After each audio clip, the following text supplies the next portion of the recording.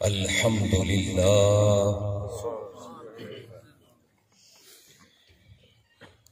الحمد لله رب العالمين والعاقبة للمتقين نحمده ونستعينه ونستغفره ونؤمن به ونتوكل عليه ونشهد أن لا إله إلا الله وحده لا شريك له أزلي أبدي دهري دانوي ولا أول له ولا آخر له ونشهد أن محمدا عبده ورسوله والصلاة والسلام على سيد الأنبياء والمرسلين صاحب قاب قوسين جد الحسن والحسين سيدنا ومولانا غوثنا وغياثنا ومغيثنا عيننا وعوننا وعياننا مطلوبنا ومقصودنا ومصحوبنا ملجانا ومأوانا ابی القاسم محمد بن عبد الله وعلى آلہ الطیبین الطاہرین المطاہرین والشاہدین المشاہدین الشاکرین والسلام علی اصحابہ الاجمعین اما بعد فاعوذ باللہ من الشیطان الرجیم بسم اللہ الرحمن الرحیم قال اللہ تعالی فی القرآن المجید والفرقان الحمید انا اعطیناک الکوثر صدق اللہ العظیم ان اللہ وملائکتہ یصلون علی النبی یا ایہا الذین آمنوا صلوا علیہ وسلموا تسلیما۔ حضور علیہ السلام کی ذات پر بڑے ذوق کے ساتھ صلاۃ والسلام کا نذرانہ تو پیش کر لیں۔ الصلاۃ والسلام علیک یا سیدی یا رسول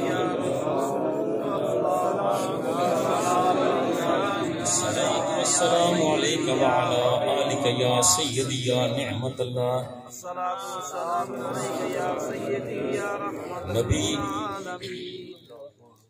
نبی کے قدموں کی دھول سے ہی مہک رہے ہیں گلاب سارے۔ نبی کے قدموں کی دھول سے ہی مہک رہے ہیں گلاب سارے۔ میں ان کی چاہت پہ وار دوں گا خیال سارے یہ خواب سارے۔ چلو مدینے کی سرزمین پر طلب کریں ہم خدا سے بخشش، انہی کے در سے ملے گی راحت مٹیں گے اپنے عذاب سارے۔ خدا نے عرش بری پہ ان کو بلا کے مہماں بنا لیا تھا، دکھا کے جلوہ عطا کیے تھے یہ رحمتوں کے نصاب سارے۔ عشق و مستی کی بے خودی میں نبی کی نعتیں سنائے ازہر، گلاب بن کر حروف مہکے مٹائیں دل کے سراب سارے۔ اللہ جل مجدہ کی بے حد حمد و ثنا اور حضور علیہ السلام کی ذات بابرکات پر ہدیہ درود و اسلام کے بعد اللہ جل مجدہ سے یہ دعا ہے کہ ہماری حاضری کو شرف قبولیت سے نوازے۔ میرے عزیز دوست بھائی بیٹے جنہوں نے اس تقریب کا انعقاد کیا، انتظام و انصرام کیا، جو اس تقریب میں پہنچے اور جو اس تقریب میں نہ پہنچ پائے، اللہ جل مجدہ سب کو اپنی رحمتوں کے حصار میں رکھے۔ اللہ جل مجدہ اپنی ذات و صفات میں بلا شرکت غیر اس پوری کائنات کا خالق و مالک و مختار ہے۔ اللہ جل مجدہ نے اس کائنات کو بنایا بھی خوب، اسے سجایا بھی خوب اور پھر نظام کائنات کو چلایا بھی ہو. یہ وسیع و عریض کائنات جو ہمارے احاطہ عقل و دانش سے کہیں ماورا،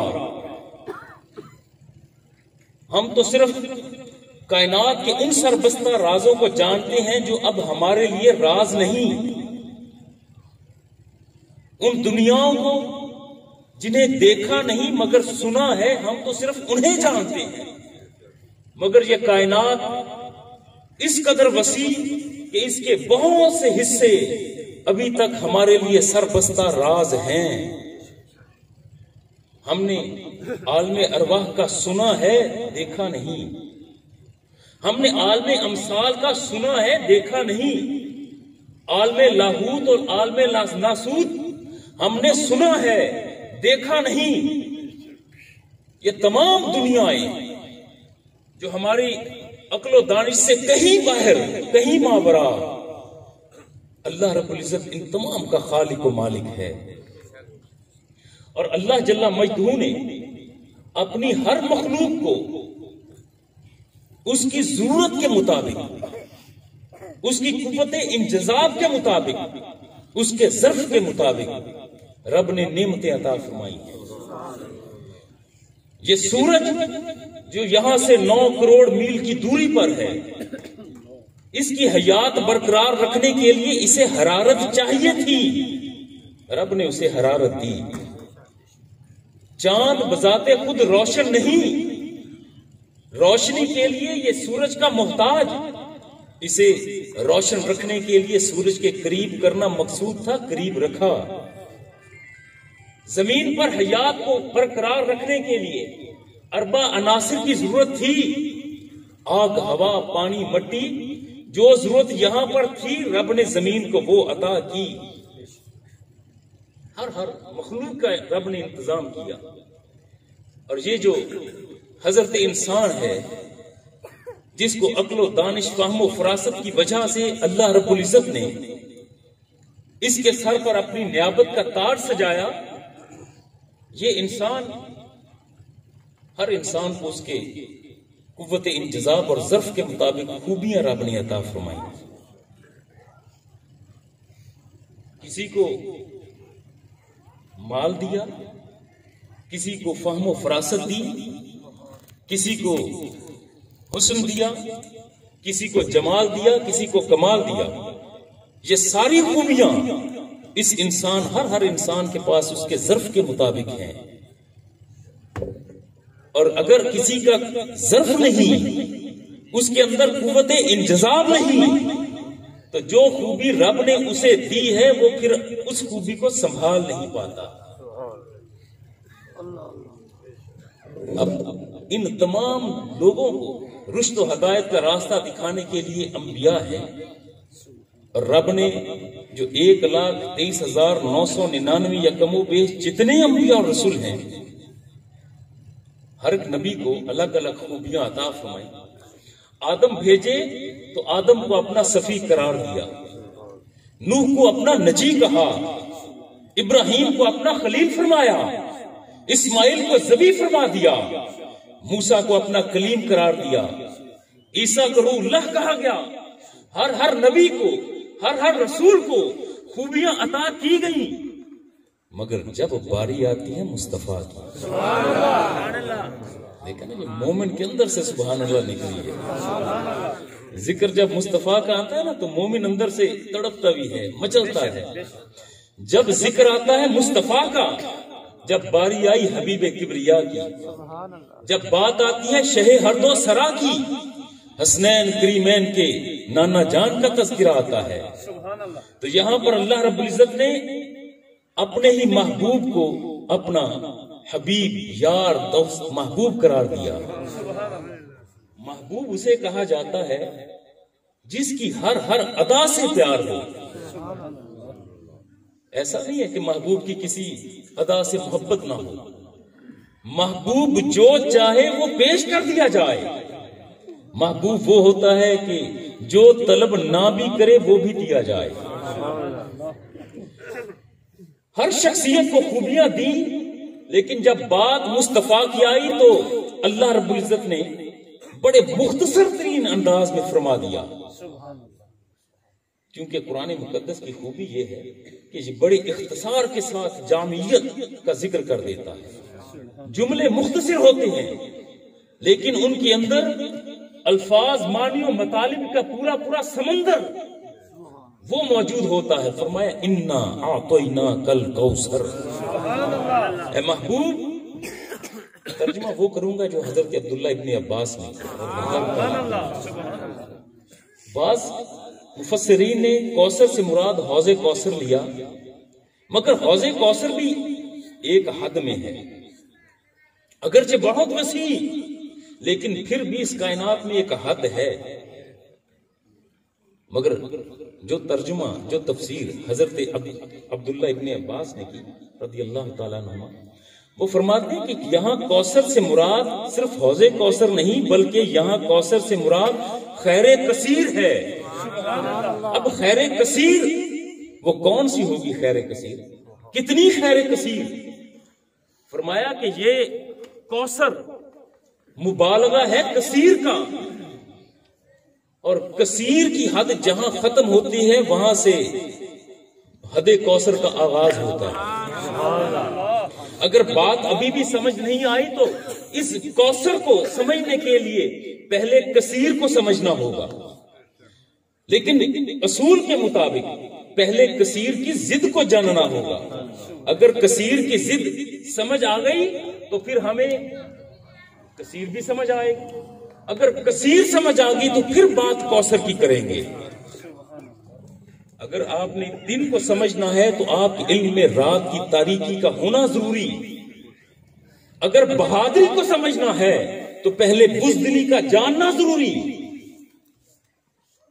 اگر نور کو جاننا چاہتے ہو تو پہلے ظلمت کی طرف بھی دیکھنا ہوگا کہ ظلمت کیا ہوتا ہے، پھر ہی تو نور کی سمجھ آئے گی۔ ایسے ہی جب کثیر کو سمجھنا ہے تو پھر سمجھا جائے کہ رب کے نزدیک قلیل کیا ہے، اگر اس قلیل کی سمجھ آ گئی تو پھر کثیر کی سمجھ آئے گی، اگر پھر کثیر کی سمجھ آئے تو پھر کوثر کی حد کی طرف بڑھیں گے۔ رب کے نزدیک قلیل ہے کیا؟ وہ رب جو کائنات کا خالق و مالک و مختار ہے،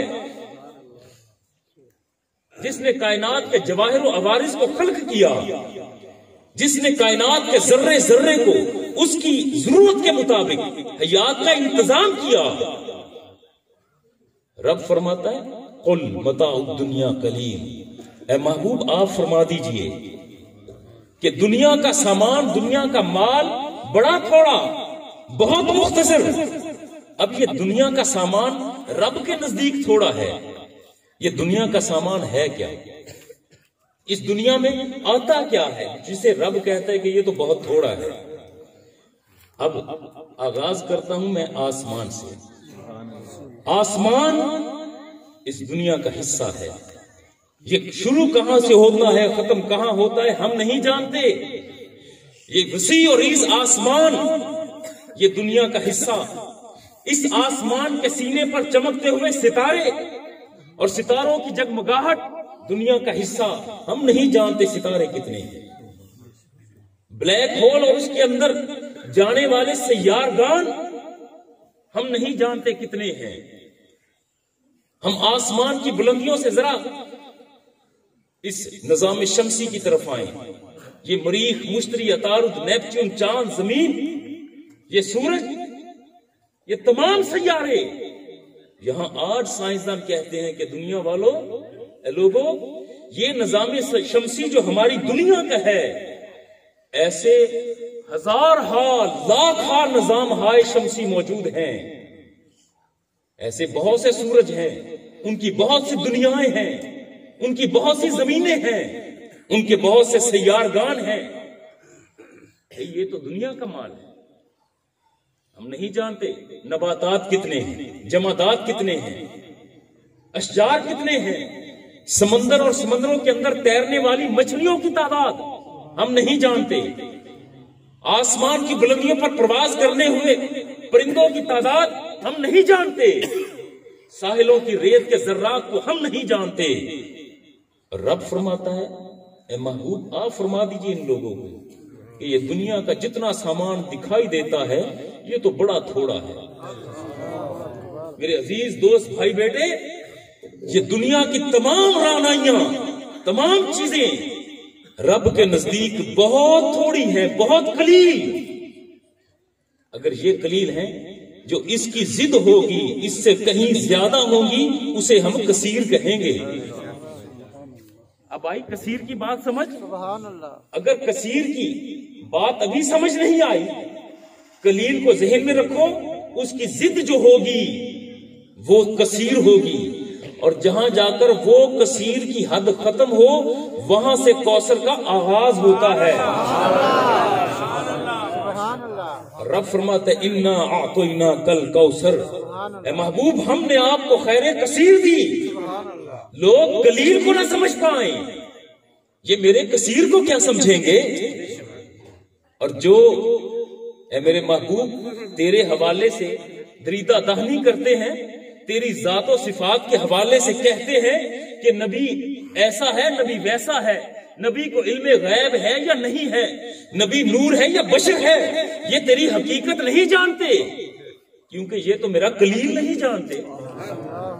جب یہ قلیل نہیں جانیں گے تو میرا کثیر کیا سمجھیں گے؟ اور جہاں کثیر کی حد ختم ہوگی کوثر وہاں سے شروع ہوتا ہے۔ اے محبوب ہم نے تو آپ کو وہ کوثر عطا فرمایا، وہ خیر کثیر عطا فرمائی۔ جو یہ ذکر کرتے ہیں، بات اب درمیان میں آ گئی کہ صدیوں سے ایک جھگڑا چلا رہا ہے۔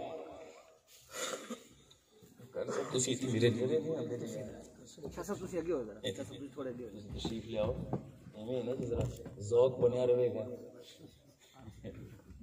تکلیف کی معذرت، لیکن تسی نیڑے ہو گے نا، پھر میں نے بھی گلاں ٹھک ٹھک کر کے آنی ہے۔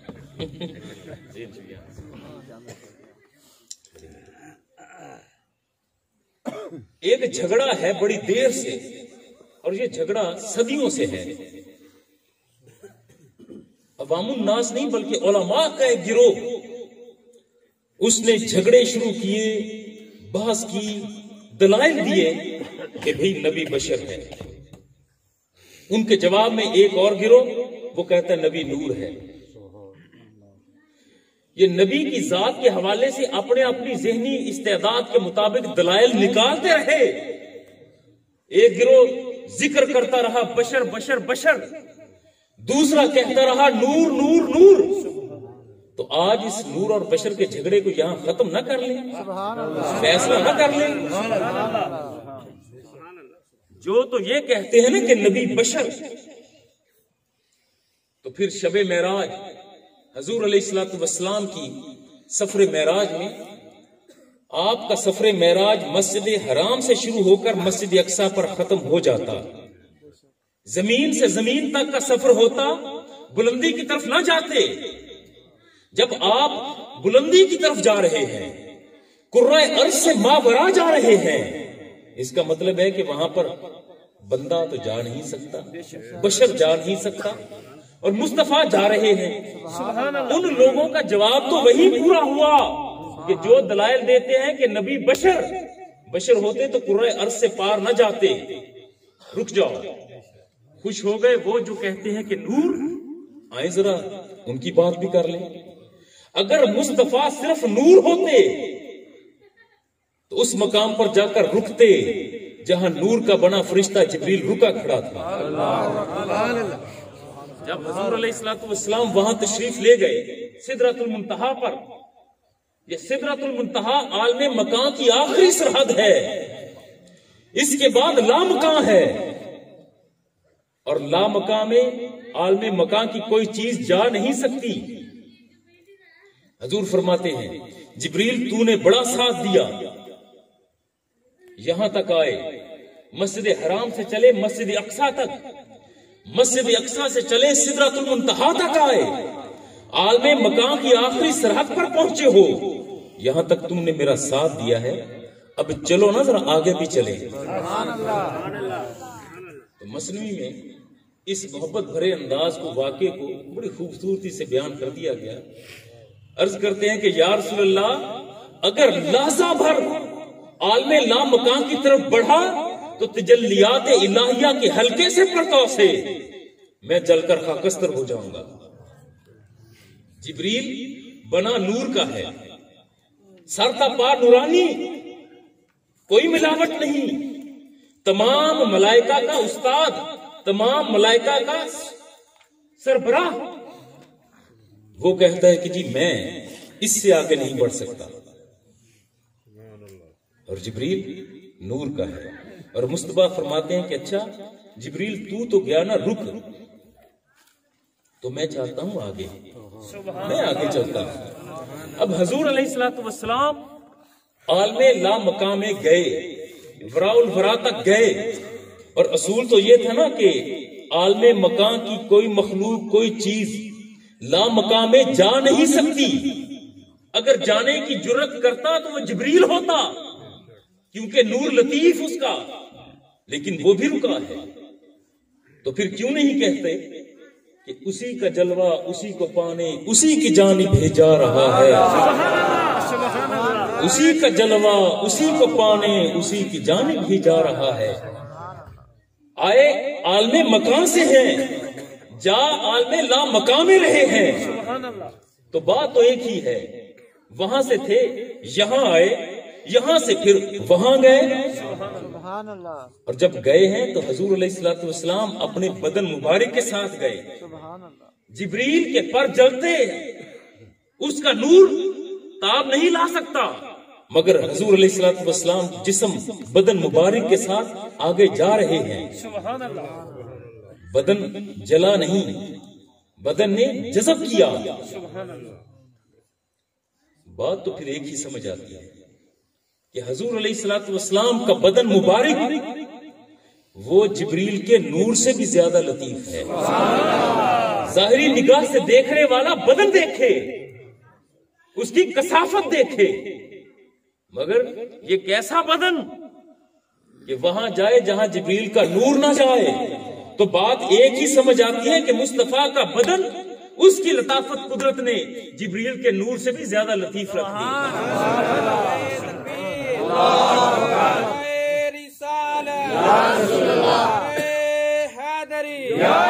اللہ محمد چار یار حاجی خواجہ کتب فرید.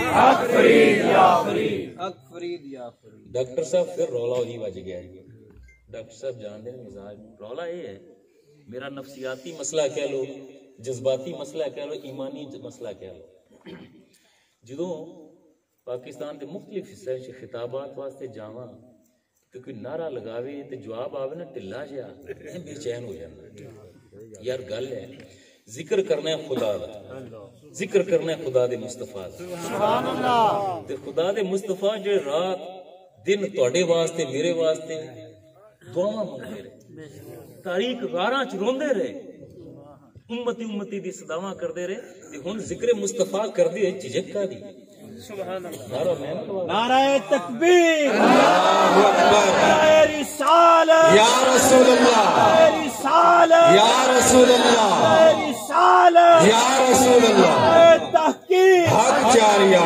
علامہ پیر محمد اظہر شاہ صاحب زندہ باد.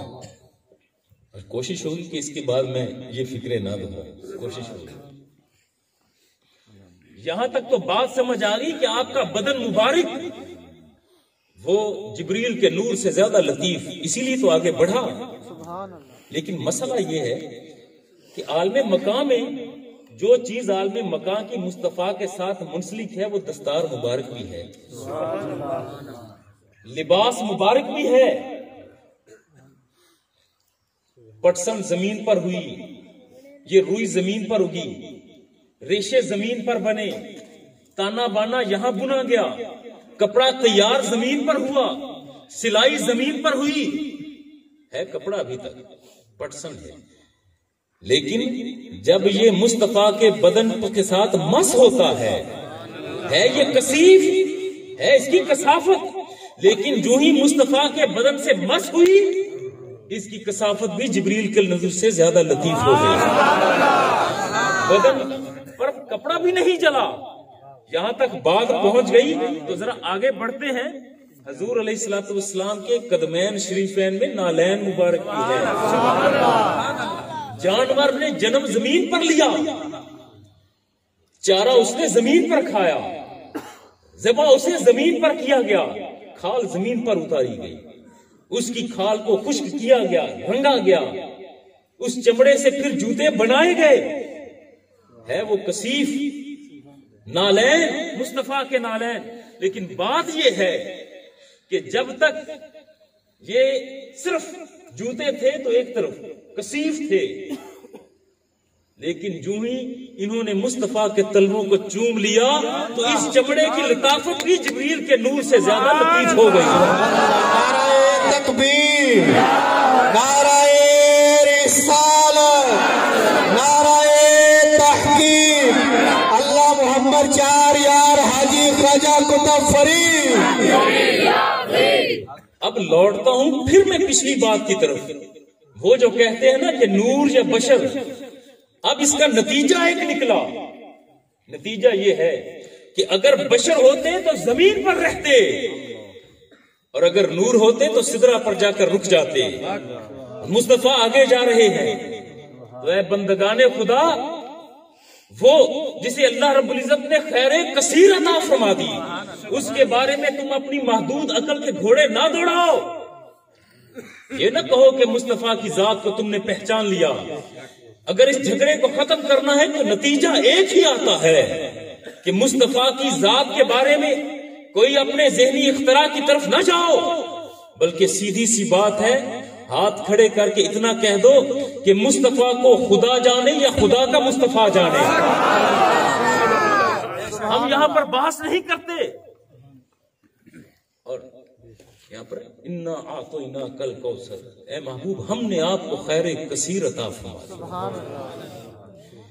خیر کثیر، کوثر سمجھ نہیں آیا، کثیر کے بعد کوثر کیسے سمجھ آیا؟ قلیل، نہ قلیل سمجھے ہیں نہ کثیر سمجھے، اور نہ ہی جان پائیں گے ہم کوثر کیا ہے۔ لیکن جو عطائیں ہو چکی ہیں ہم تک علماء کی طرف سے پہنچ چکا ہے، وہ تو ہم کچھ نہ کچھ پکڑ کر آگے بڑھتے جا سکتے ہیں، دامن پکڑ کر جا سکتے ہیں۔